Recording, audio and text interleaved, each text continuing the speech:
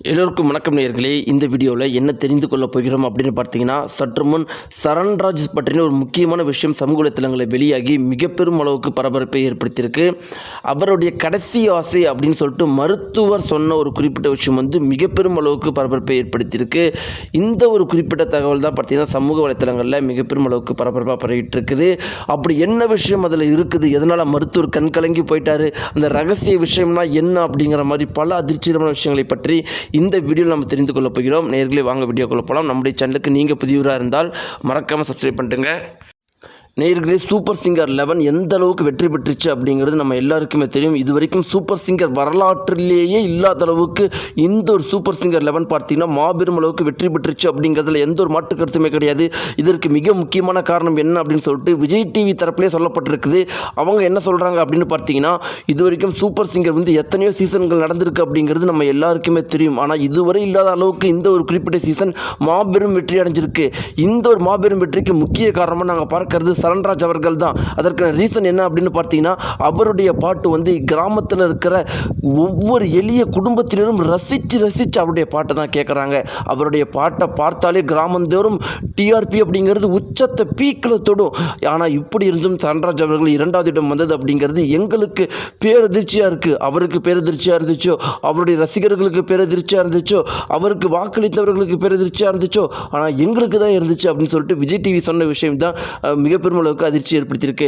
இப்படி இருக்க நேயர்களே, விஜய் டிவியினரே இப்படி சொல்லும்போது, அவர் பாடும்போது தான் டிஆர்பி அதிகமாக இருக்குதுன்னு சொல்லும்போது, அப்போ எப்படி வாக்கு அவருக்கு கம்மியாக குறைஞ்சிருக்கு அப்படின்னு பார்த்தீங்கன்னா, இது குறித்து அவங்களே என்ன சொல்கிறாங்க அப்படின்னு பார்த்தீங்கன்னா, பொதுவாகவே சரண்ராஜ் அவர்களுக்கு வாக்கு செலுத்துறவங்களாம் யார் அப்படின்னு பார்த்தீங்கன்னா, அவருடைய பாட்டை விரும்பி ரசிக்கிறவர்களாக யார் அப்படின்னு பார்த்தீங்கன்னா, வயதானவர்களாக இருக்கிறாங்க.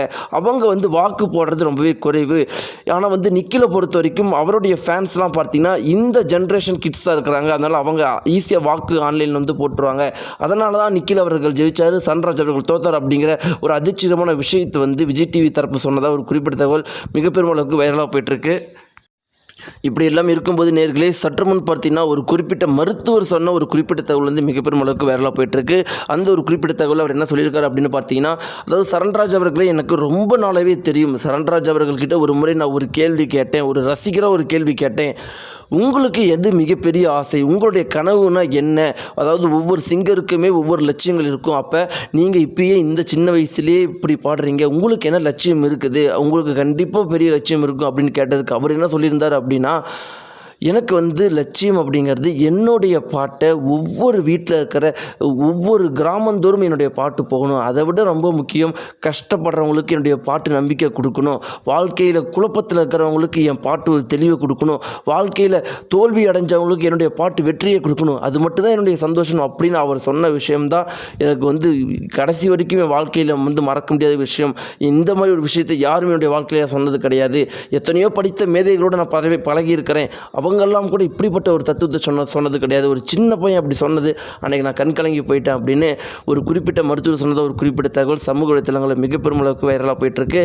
நேயர்களே, இதை பற்றின உங்களுடைய கருத்துக்கள் என்ன? நீங்கள் யாருக்கு ஆதரவு தெரிவிச்சிங்க? நிக்கிலா, சரண்ராஜா இல்லை திஷா தானாவா?